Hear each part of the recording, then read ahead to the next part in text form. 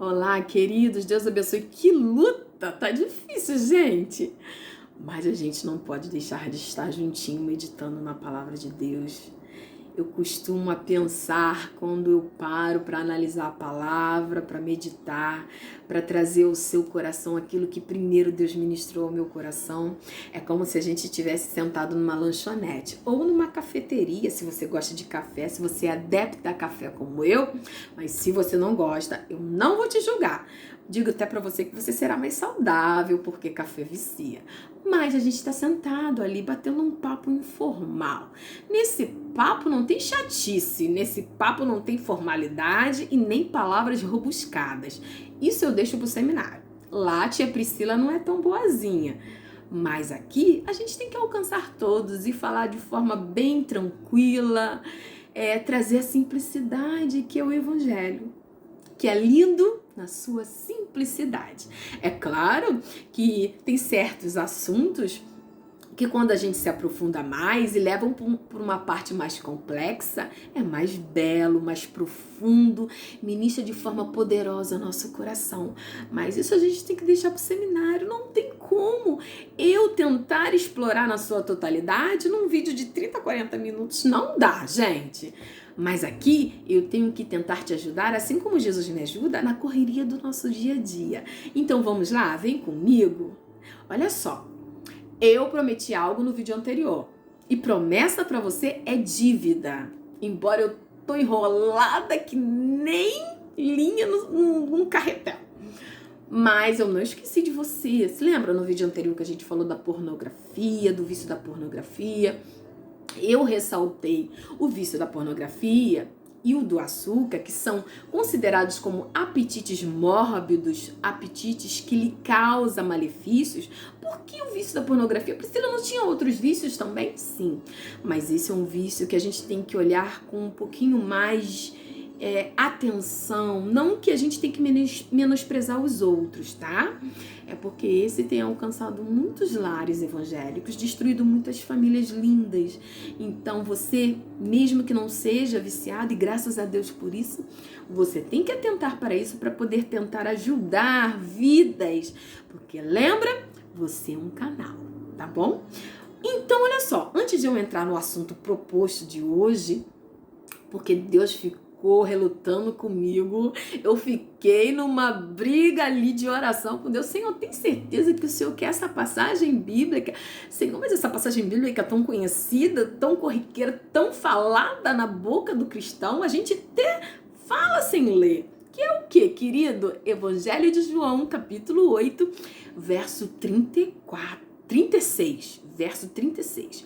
Evangelho de João, capítulo 8, verso 36. Como eu tô falando muito rápido, eu vou ler pra eu não errar, tá bom? Porque quando eu começo a falar assim, eu acabo errando. Então diz assim: se pois o Filho vos libertar, verdadeiramente sereis livres.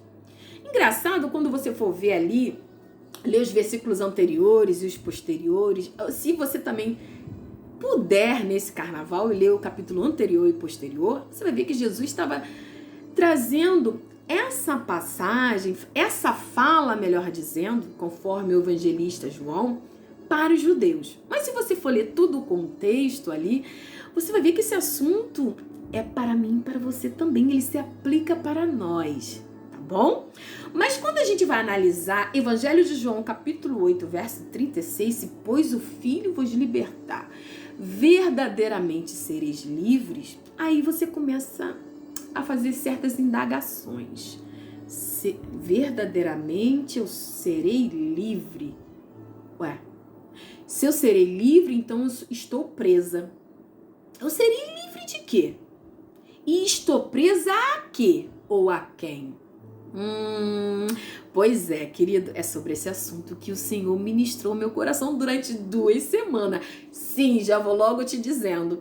Eu tentei negociar com Jesus, mas com ele não tem negociação. Quando ele insiste com uma coisa, a gente tem que obedecer. A gente, como somos seres inteligentes, somos apenas instrumentos na mão de papai, a gente não pode desobedecer papai. Então eu falei, Senhor, mas eu posso usar o tema tal? Olha, Senhor, o tema tal é tão interessante. Mas não. É claro que eu estou brincando, Mas eu tentei, querido, falar. Eu falei com o Espírito Santo e o Espírito Santo de Deus ficou batendo no meu coração, na portinha do meu coração, sobre esse versículo direto. E é sobre ele que você já conhece. E sobre certos assuntos que abrange ali todo um contexto que eu não vou poder trazer na sua totalidade, você sabe, por causa do tempo, mas certas coisas que a gente tem que relembrar, que vai fazer com que a gente venha entender o nosso próximo, entender o viciado, né? Que foi o vídeo anterior, que a gente falou do vídeo de pornografia, que a gente vai entender certas pessoas agindo de forma errada, de forma no qual tem destruído a sua vida, e a gente fala assim, meu Deus, será que a pessoa não tá atentando que isso que ela tá fazendo tá destruindo a sua própria vida? Pois é, o que faz essa pessoa reagir dessa forma? É isso, é sobre esse assunto que o Senhor quer ministrar no seu coração. Já vou logo te dizendo que Ele já falou no meu, já estou sendo abençoada e quero compartilhar com você o pedaço do bolo. Então segura aí, querido, na sua cadeira, na sua cama, onde você estiver. Mas como promessa é dívida, principalmente para você que assistiu o vídeo anterior, se você... Oi? Você não assistiu? Ah, você não sabe que tá perdendo, corre lá. Eu falei de uma forma bem clara o assunto da pornografia, de forma sucinta, é óbvio, mas que abrange vários fatores, tanto física, emocional e espiritual. Espero que lhe ajude para quando você puder ministrar na vida de uma pessoa ou puder, assim, ajudar a superar essa situação, Deus possa te usar de forma tremenda, tá bom?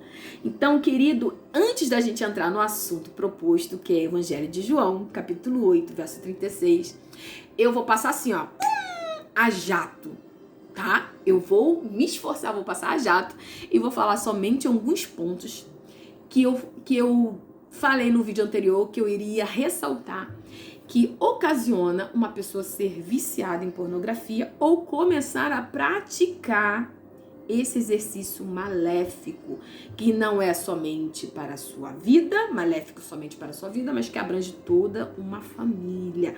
E primeiro ponto, que eu vou passar bem rápido, é os maus exemplos. A gente sabe, desde que mundo é mundo, o ser humano é muito influenciado, de forma positiva ou de forma negativa. A gente costuma dizer que criança é uma esponja, ela absorve tudo. E o ser humano também, o ser humano adulto também.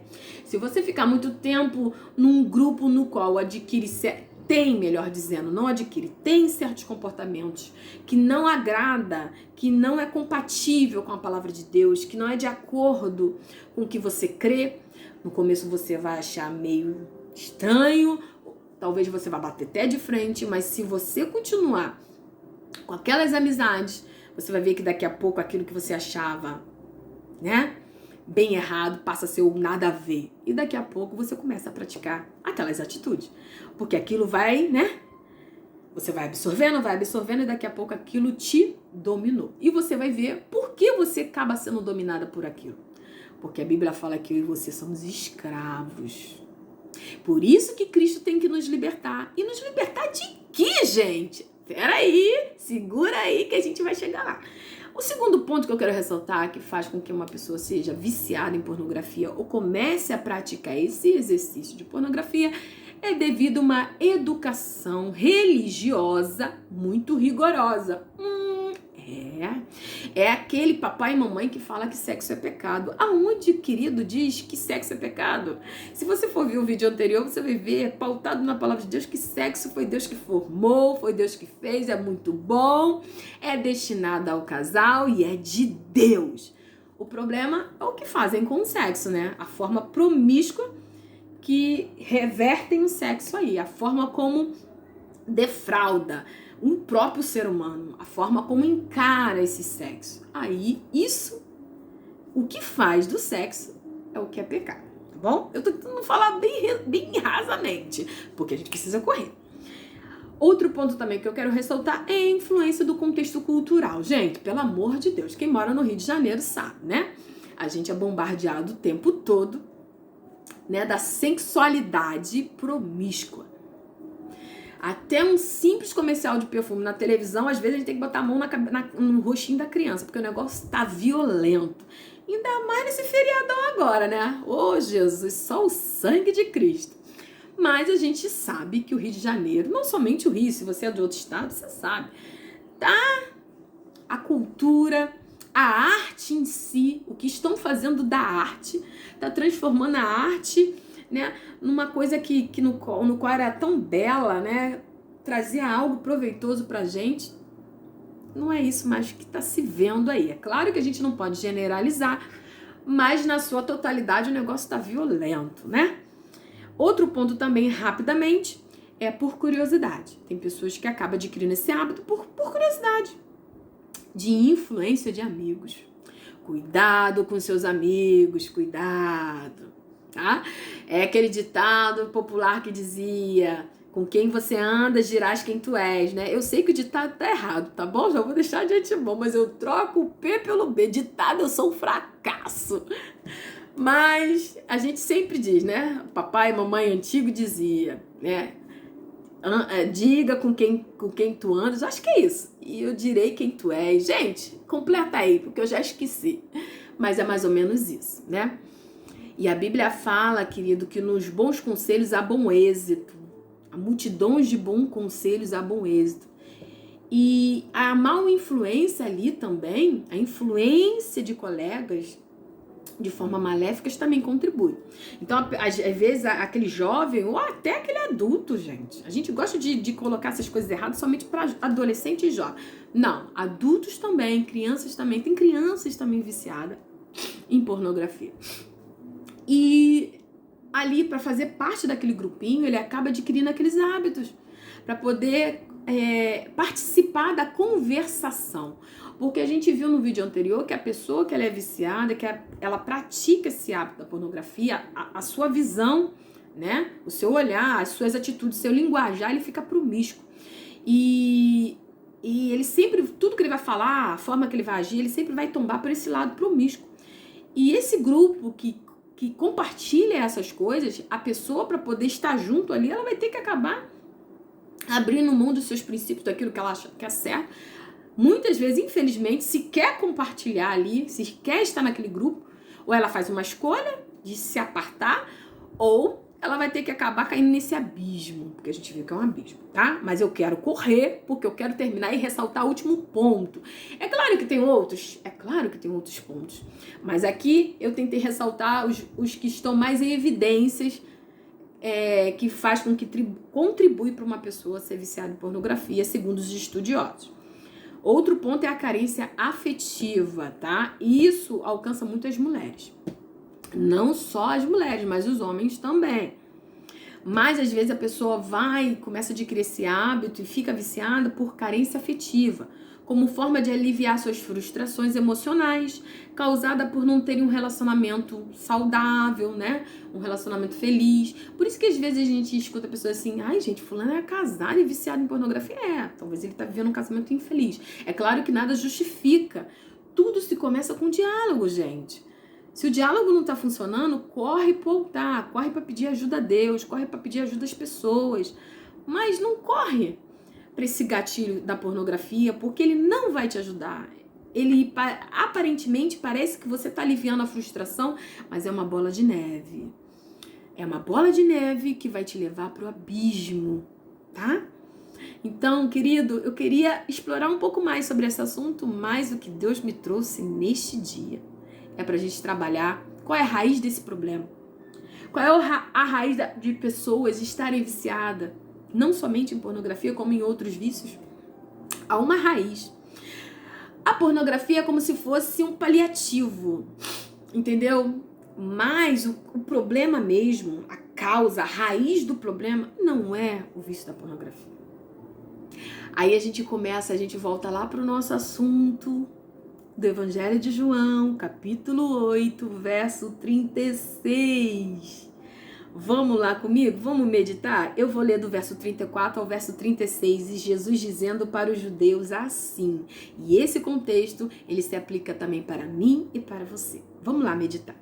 Em verdade lhes digo que todo que comete pecado é escravo do pecado. O escravo não fica sempre na casa. O filho, sim, fica para sempre. Se, pois, o Filho os libertar, vocês serão verdadeiramente livres. Engraçado, conforme eu ressaltei, que essa passagem ela é bem conhecida, não é? Mas fala que se Cristo nos libertar, verdadeiramente seremos livres. Aí a gente tem que começar a entender, querido, que a gente não está livre. A gente é escravo, a gente está preso.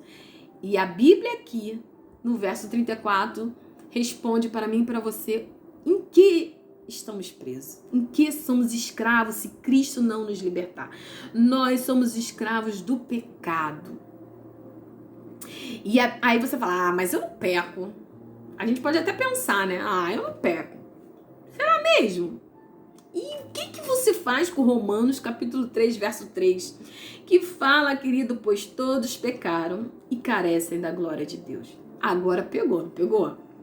Porque aí, quando usa essa palavrinha todos, colocou eu e você nesse pacote. Agora, segura aí. Aí agora você e eu nos conscientizamos que somos pecadores. E segundo o Evangelho de João, capítulo 8, verso 36, fala que eu sou escravo do pecado. Verso 34, melhor dizendo. E agora? Aí quando a gente começa a analisar isso, querido, louvado seja o nome do Senhor, a gente lembra o quê? A gente lembra algo, querido, que eu acho assim de suma importância, que é uma passagem riquíssima e que serve até como um alívio para nós, porque quando a gente se encontra nessa situação, a gente lê essa passagem. Lembra da fala do apóstolo Paulo? Apóstolo Paulo, nosso amigo, gente. Você não lembra? Tá bom, vou te relembrar. Vem comigo. Lá, querido, louvado seja o nome do Senhor. Vem comigo meditar nas palavras do apóstolo Paulo. Louvado seja o nome do Senhor. Romanos, capítulo 7, do verso 14 ao verso 25, tá? E diz assim: porque bem sabemos que a lei é espiritual. Eu, porém, sou carnal. Paulo falando. Vendido à escravidão do pecado, porque nem mesmo compreendo o meu próprio modo de agir. Ele não entende. Vamos lá, deixa eu botar aqui. Porque nem mesmo eu compreendo o meu próprio modo de agir, pois não faço o que prefiro, e sim o que detesto. Neste caso, quem faz isso já não sou eu, mas o pecado que habita em mim. Porque eu sei que em mim, isto é, na minha carne, não habita bem nenhum. Você ouviu? Você acabou de ouvir? Em mim, na minha carne, não habita bem algum. Pois o querer o bem está em mim. Assim como você e como em mim, não tá? Então, mas não realizá-lo. Verso 19. Porque não faço o bem que eu quero, mas o mal que não quero, esse faço. Você já se pegou assim? Se decepcionando consigo mesmo? Verso 20. Mas se eu faço o que eu não quero, já não sou eu quem o faz, e sim o pecado que habita em mim. Verso 24. Aí ele entra... Eu só não vou dizer para você que ele entrou em desespero, porque ele dá a resposta no verso 25. Verso 24. Miserável homem que sou, quem me livrará do corpo desta morte? É como que ele estivesse falando na linguagem hoje. Pelo amor de Deus, misericórdia, eu não presto. Aí ele responde no verso 25. Graças a Deus, porque Jesus Cristo, nosso Senhor, de maneira que eu, de mim mesmo, como se ele estivesse falando, eu mesmo, com a mente, sou escravo da lei de Deus. Quero fazer o que é certo. Mas segundo a carne, sou escravo da lei do pecado. Eu gosto muito de brincar com a minha filhinha, que tem 7 anos, que eu falo, que eu bato assim na carninha dela e falo assim, filhinha, isso daí não presta não. Isso não presta. Ela começa a rir. Mas é a pura realidade. O problema, a raiz do problema, de sermos viciados, em vários vícios que você possa denominar aí, de cometermos as atitudes mais absurdas, de sermos cruéis, caluniadores, de sermos muitas vezes homicidas. A raiz do problema está aí, no pecado, porque somos escravos do pecado. E quem pode nos livrar? Quem pode fazer de nós pessoas melhores? Quem pode nos ajudar a fazer o que é certo? Quem pode nos ajudar a acusar menos? Porque a Bíblia fala que a gente não tem que acusar. Quem é o juiz é o Senhor.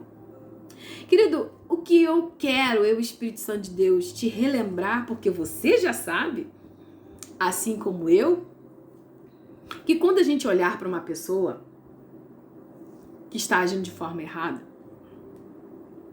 a gente primeiramente tem que pedir ajuda ao Senhor. Como falar, como agir. Porque a nossa tendência é de ser implacável.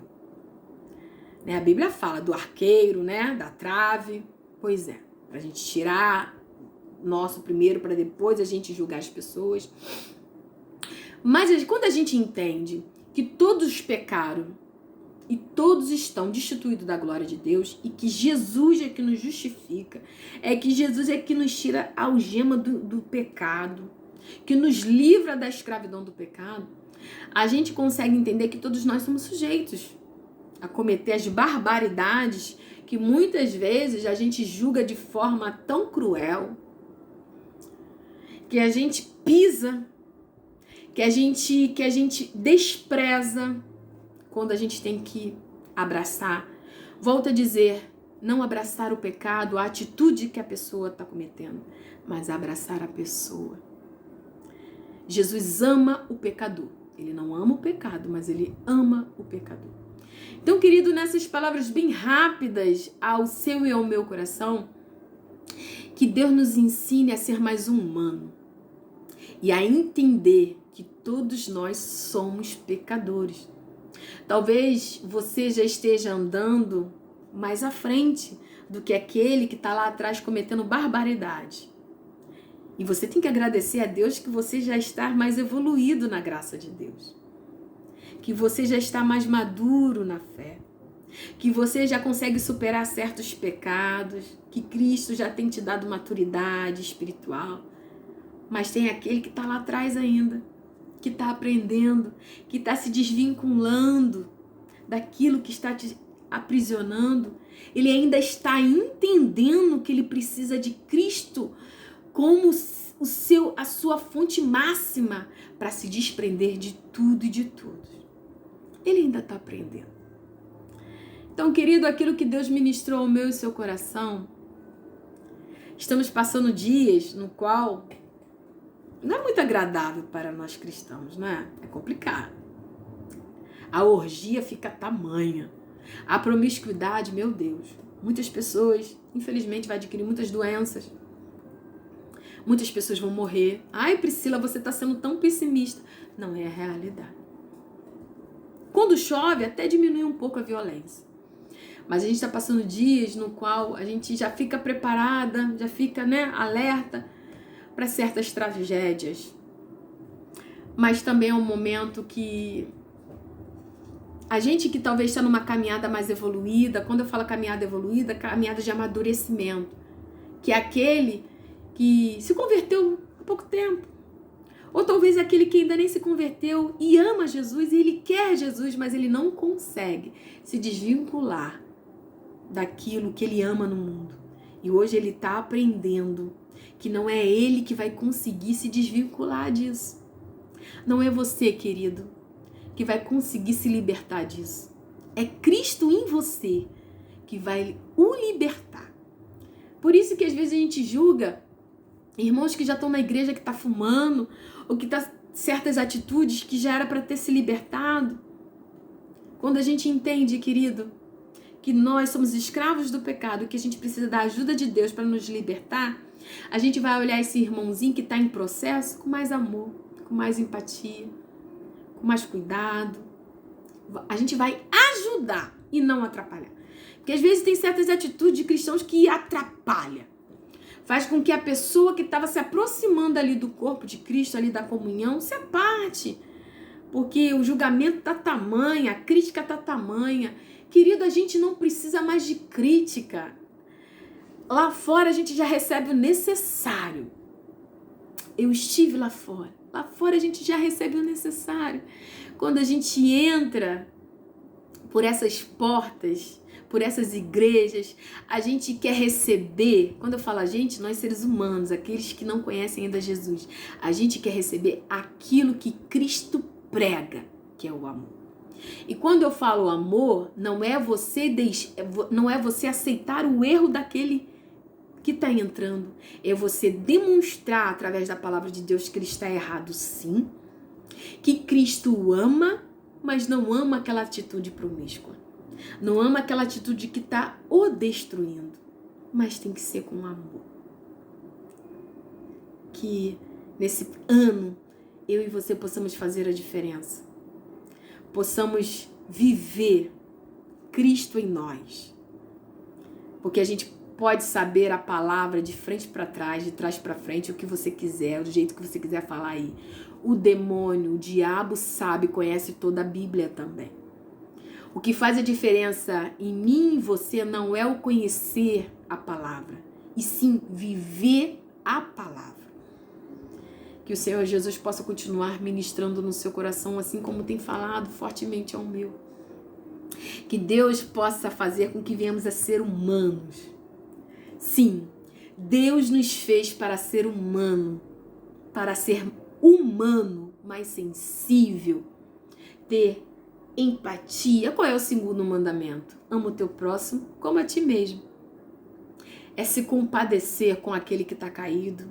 É se compadecer com aquele que ainda não tem a visão que talvez você já tenha, no qual Cristo te amadureceu. É estender a mão. É você ser Cristo, Deus ser Cristo em você e você ser um canal para essa pessoa, glorificando Cristo em você. Então, se a gente começar a agir assim, querido, as pessoas vão vir. Porque sabe por quê? No fundo, o que o ser humano quer, o que ele busca é ser amado. Por isso os vícios, por isso tanto dinheiro, por isso tanta ganância, por isso ele quer se sentir feliz. E a felicidade se encontra no amor, porque Cristo é amor. Então que eu e você possamos destilar o bom perfume de Cristo. Quando você olhar para aquele que não está de acordo com o que a Bíblia nos ensina, que Deus venha nos ajudar a relembrar que ele está com a algema do pecado. E que eu e você precisamos ensiná-lo a entender que ele precisa ser liberto, mas não por ele mesmo. Cristo precisa libertá-lo, para que ele possa ser livre e feliz. Eu estarei terminando, querido, orando por mim e por você, pela nossa família, pela nossa visão, para que possamos amar mais, viver a palavra. Nós estamos vivendo um momento que a gente precisa viver a palavra. E, querido, quando eu falo viver a palavra, não é viver um evangelho coach, é a palavra.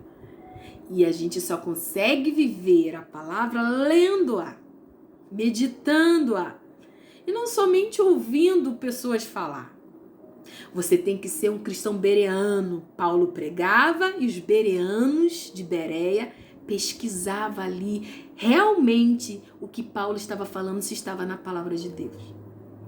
Assim, você não vai cair nessas falácias que estão dizendo por aí. Um evangelho que tenta amaciar o nosso ego.